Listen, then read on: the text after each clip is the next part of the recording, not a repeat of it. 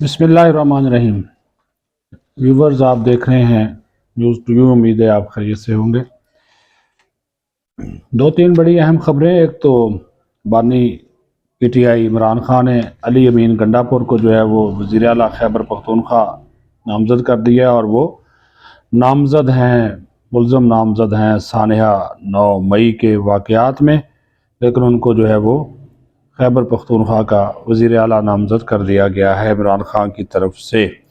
दूसरा, इमरान खान ने आज अडयाला जेल में मीडिया से गुफ्तगू में कहा कि वो पीपल्स पार्टी, नून लीग और MQM के साथ मिलकर हुकूमत नहीं बनाएंगे, मरकज़ में अपना वज़ीर आज़म लाने की कोशिश करेंगे और उसका ऐलान आइंदा चंद रोज़ में कर दिया जाएगा, क्योंकि वहाँ पे हमारी अक्सरियत है। दूसरी बात, पीपल्स पार्टी की जो सेंट्रल एग्जीक्यूटिव कमेटी का इजलास हुआ है, उसमें अक्सरियत ने नून लीग के साथ हुकूमत बनाने की मुखालफत कर दी है। लेकिन ये जो पानी का बहाव है या दरिया का जो पानी है वो उल्टा नहीं चलेगा, और जरदारी साहब कमिटमेंट करा चुके हैं कि वो नून लीग के साथ हुकूमत में शामिल होंगे। फिर शहबाज शरीफ ने आज एक प्रेस कॉन्फ्रेंस की है और उसमें उन्होंने वाज़ेह तौर पर कहा कि अगर तहरीक इंसाफ के पास अक्सरियत है तो वो आज़ाद अरकान के साथ हुकूमत बना सकते हैं। अक्सरियत दिखाएं, शौक़ से अपनी हुकूमत बनाएं, अगर नहीं है तो फिर हम अपनी कोशिश करेंगे। लेकिन उन्होंने ख़ुद को वज़ीर आज़म नामज़द करने की तस्दीक नहीं की और कहा कि अभी तक हमारे वज़ीर आज़म के उम्मीदवार नवाज शरीफ ही हैं। इसका मतलब है बहुत सारी चीज़ें अभी भी जो है वो क्लियर नहीं हैं, वाज़ेह नहीं हैं, और मामलात जो है वो अभी हल होने की जानब जो है वो जा रहे हैं। ये बड़े इम्पॉर्टेंट बात है जो कि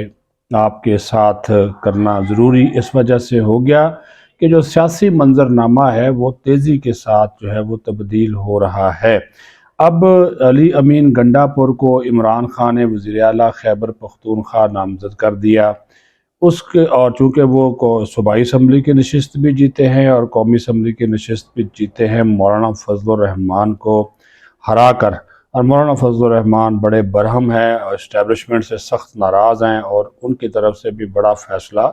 मतवक्के है कि वो क्या फ़ैसला करते हैं। उनका इजलास, जबकि ये वीलॉग आप तक पहुँच रहा होगा, उस वक़्त उनकी मजलिस आमला का इजलास चल रहा होगा और कहा जा रहा है कि वो भी शायद कोई एहतजाज की कॉल दे दें, लेकिन नून लीग उनको मनाने की कोशिश कर रही है। 4-5 टेलीफोन जो हैं वो शहबाज शरीफ ने किए हैं, आज भी किया है, और 2 मरतबा नवाज शरीफ उनसे गुफ्तगू कर चुके हैं कि वो एहतजाज की तरफ न जाए और इन इंतखाबी नताइज को मान लें। लेकिन चूँकि खैबर पख्तूनख्वा में जो 5 या 6 नशिस्तें मिली हैं उनको, और बलूचिस्तान में उनको 10 नशिस्तें मिल गई हैं, 11 नशिस्तें मिली हैं, तो वहाँ पे वो हुकूमत बना सकते हैं अगर वो नून लीग और दीगर बाप और छोटी जमातों के साथ मिल जाएं। लेकिन वहाँ पर पीपल्स पार्टी भी कोशिश कर रही है कि बलूचिस्तान में जो हुकूमत है वो बनाई जा सके। अब जो पीपल्स पार्टी की सेंट्रल एग्जीक्यूटिव कमेटी का इजलास आज भी जारी है, उसमें जो रात गए लेट नाइट इजलास हुआ,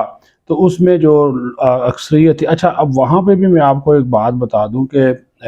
2 राय है। एक ग्रुप जो है वो बिलावल भुट्टो जरदारी का ग्रुप है जो कि नौजवान लोगों और उनके नज़रियात का हामी, और एक आसिफ जरदारी का ग्रुप है जो कि मफाहमती पॉलिसी जो है उसका जो है वो हामी है और वो नून लीग के साथ शामिल होने को तैयार है। तो कल रात जब ये सेंट्रल एग्जीक्यूटिव कमेटी का इजलास हो रहा था तो आसिफ जरदारी इस इजलास से अचानक गायब हो जाते हैं, चले जाते हैं।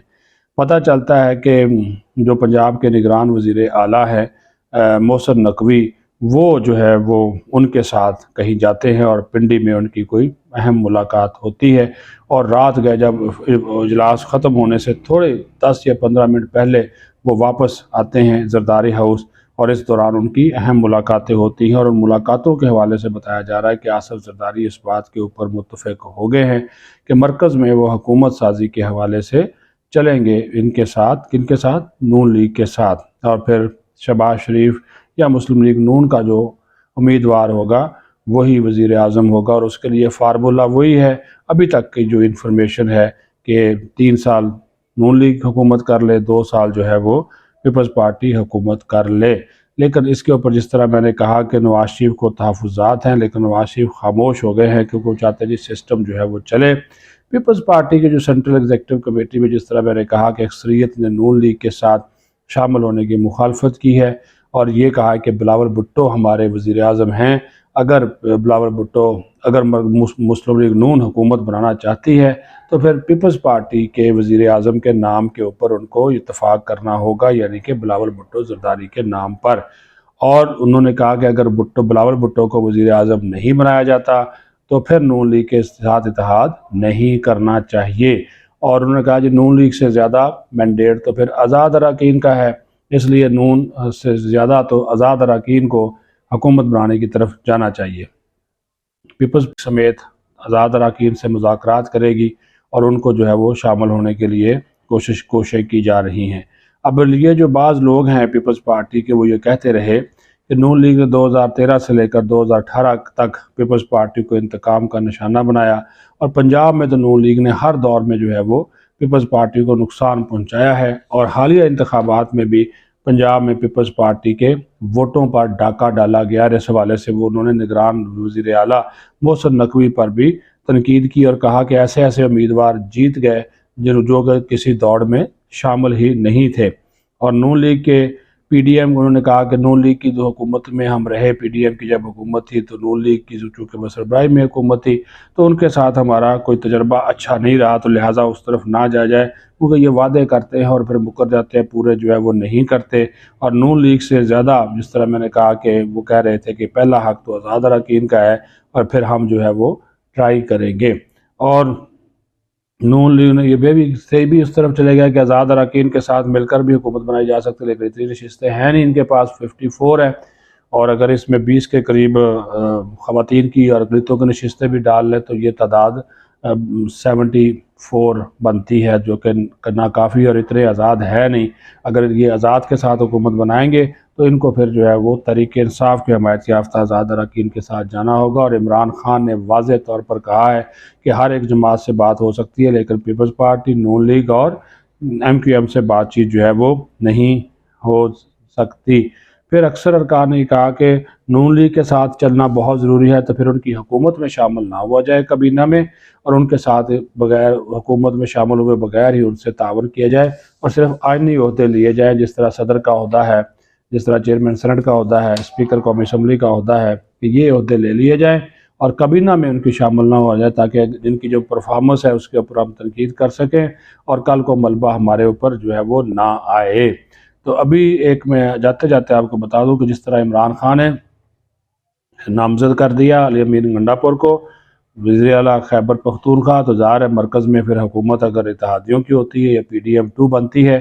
تو یہ تو پھڈا جو ہے وہ شروع ہو جائے گا، تو یہ لگتا ہے کہ بیل منڈے چڑھنے والی نہیں ہے، کیونکہ بہت سے تحفظات اور خدشات کا جو اظہار ہے وہ کیا جا رہا ہے، اور یہ صورتحال ایسی دکھائی دیتی ہے کہ معاملات جو ہیں وہ کسی اور طرف جاتے ہوئے دکھائی دے رہے ہیں۔ لیکن فی الحال علی امین گنڈا پور کے حوالے سے عمران خان نے کہا کہ وہ بہترین چوائس ہیں، اور ابھی انہوں نے کہا جی میں نے سوچا نہیں کہ میں نے وزیر اعظم کس کو نامزد کرنا ہے، لیکن انہوں نے ساتھ ہی ساتھ کہا کہ تاریخ کی بدترین دھاندلی ہوئی ہے۔ پھر انہوں نے کہا کہ میں بنی گالہ شفٹ نہیں ہو رہا بلکہ یہاں پر تو بشرا بی بی کو بھی لایا جا رہا ہے۔ پھر انہوں نے کہا کہ یہ نون لیگ والے اور پیپلز پارٹی والے منی لانڈرر ہیں، اور انہوں نے کہا کہ جب رزلٹ آ رہے تھے